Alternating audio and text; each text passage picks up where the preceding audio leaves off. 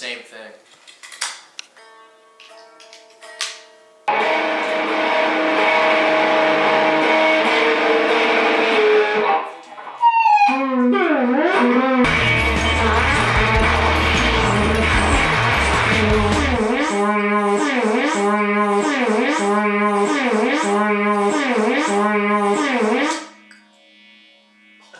Okay. Honky Tonk Cat. Earlier, we talked about how Honey Bunny was the first song that was like written that ended up on the album, but this is the first song that was written for the album. Just one day, I think like we hadn't written a song in a while, and then out of the blue, Johnny texted a group chat and was like, Greg or Zach, we should start. You guys should write an album. So, and we were like, "Oh, we should write an album." Thanks, Zach Johnny. Zach and I, like for a while, were like, we should just like take a break from writing for Dad Patrol and stuff, and like we kind of just wrote for fun for other projects. But yeah, you're right. Johnny messaged us in the group chat and literally just tagged both of us, being like, "Write an album. Y'all should start writing an album now." Which is crazy that after he said that, we were both like, right. Yeah. We'll do that. Okay, yeah, we'll get on. Time frame, Luca had departed. Left. Yeah. And Simon had moved on bass. I was told that I was going to be playing guitar. And I was like, fuck. Yeah. That sucks. I hate playing guitar. Yeah. Fuck!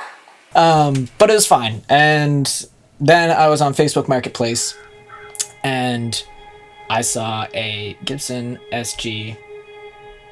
Don't know what type. It was brown. And I was like, I know, I want that guitar. And I went and bought this guitar from this guy, and I was like, this is dope. Very cool. And he was like, there's nothing wrong with it. He was a liar. Because then there was a bunch wrong with it, and I dropped it off at Long McQuaid to get fixed, and it took like 3 months. Oh my god, and they sent it away, and we had like shows booked, and I was like, I really want to have that guitar for these shows. Yeah. But I didn't. But then I finally got that guitar home, and immediately I wrote like a really gross riff, and I didn't even send it to Zach. I sent it to Johnny first. Doesn't happen often. Does not happen often, because usually I'm scared. But I wrote it, and it was so gross, and I was like, oh, this is disgusting. Johnny's gonna love it. And it was like after Johnny had said, write an album, I was like, this is like I'm showing him that I am writing an album. I'm working on it. So I sent it to him, and he was like, this is great, thank you. And I was like, yes, master. I keep going, master. And then I went to Zach's, and I was like, I have 2 verses. No chorus. No chorus. Let's finish this. Yeah, and then you played me the verse, and then you showed me like the chord you're using, and it was like, and then I was like, you did a weird... Right away, I was like, I have an idea for the chorus. Yeah. What if it's just like...